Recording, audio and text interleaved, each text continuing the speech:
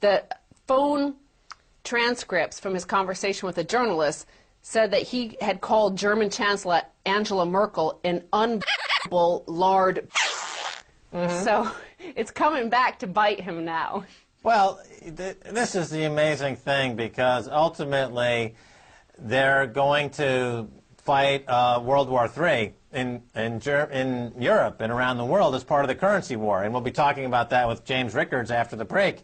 But it's already started. Europe is now in a war. They're conducting a currency war. And Germany can always pull out of the euro completely, but it'll be a reunified Germany with 3,000 tons of gold. Oh, yeah, that's right. That's the whole point of it, wasn't it? Well, speaking of the gold, okay, now Angela Merkel's party suggested Italian gold sale raised by CDU lawmaker Rheinische Post says. So Italy, according to Gunther Grickbaum, a lawmaker in German Chancellor Angela Merkel's party, says Italy could lower its debt by selling gold reserves. So this is, again, over and over we see this brought up in this European debt crisis, that somebody should get rid of their gold. And now they're trying to use this as a weapon. They're accusing each other that they have to get rid of their gold. Take his gold, take their gold. Right. Italy has, 2,700 tons of gold. It's a really big position. And I make this prediction. China never really came to the aid of Greece. They have not come to the aid of anyone in the Eurozone, but they will come to the aid of Italy in exchange for gold. I make that prediction. But before we're on next week, that will be definitely in play. China to aid Italy for gold. According to the CNBC chart from September, Italy's gold reserves were the fourth largest in the world. They held 2,701 tons, which was valued at $157 billion. Now, if you add that into the $2.6 trillion in debt, that means that gold would have to be revalued between $25,000 and $30,000 an ounce to clear their debts completely. And I think that's something that you and Jim Rickards have come up with as a number. Yeah, that's where gold is headed, to clear the global debts. It's going to be north of $20,000 old dollars an ounce. But the thing about China and Italy is that China will come in, and before the IMF sinks their claws into Italy and gets them to sign a memorandum giving away their constitutional rights, as they did with Ireland and as they did with Greece, Italy will preempt the IMF, and they'll do a deal directly, bilateral deal with China. I predict it. You'll see this is going to happen. But speaking of buffoons, Max, let's move on to this. Traders from Chicago Board of Trade dump McDonald's applications on Occupy Chicago protesters. So last week, in the middle of an Occupy Chicago teach-in, traders at the Chicago Board of Trade dumped employment applications for McDonald's on the protesters. Now, to let people know what the Chicago Board of Trade is, I looked it up on Wikipedia, and they say it was established in 1848 as the world's oldest futures and options exchange. Now, in 2007, it merged with the Chicago Mercantile Exchange to form the CME Group.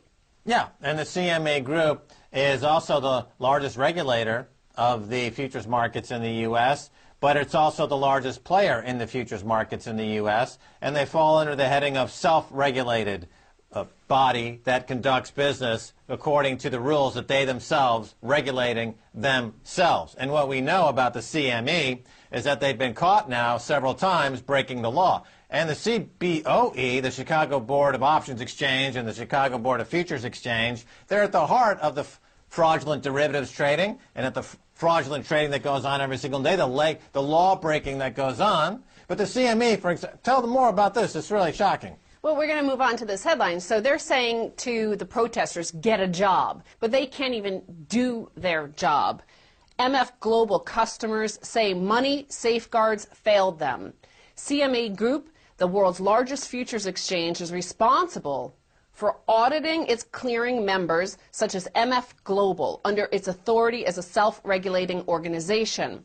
Now, CME Group is losing the trust of investors, according to this article in Bloomberg Businessweek, who uses the exchange and expect their money to be protected, said a trader with $500,000 in an MF Global account that has been frozen since October 31st, and who asked not to be named because he fears reprisals. He also said that CME Group told him to expect not to get his money back for years as it's held up in litigation. Well, when you do business with the commodity markets in Chicago, regulated by the CME Group, and you give them your money to be investing in various accounts, they put that money in their own pocket, and then they put up a set of false accounts to the regulators that they themselves regulate.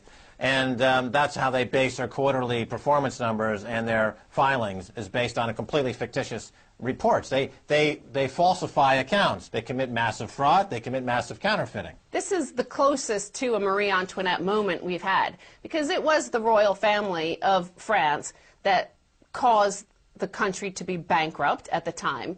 And perhaps Marie Antoinette thought she wasn't taunting the population intentionally like these guys are. Yeah. But these guys at this derivatives exchange, the largest derivatives market in the world, they are responsible more than almost anybody else for the global financial crisis that we see before us.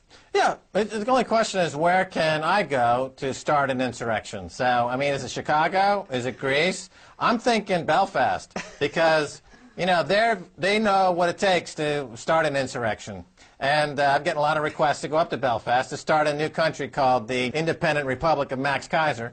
And we're going to go after the banksters. So, Belfast, I'm coming to your town soon. Are you going to declare this in Parliament when you do go speak to David Cameron again? There won't be any Parliament left by the time I get there. I'm pursuing a scorched earth policy ahead of when I arrive. That's how bad I am. All right, Stacey Herbert, thanks so much for being on the Keiser Report. Thank you, Max. Don't go away. After the break, I'll be talking with Currency Wars writer James Rickards.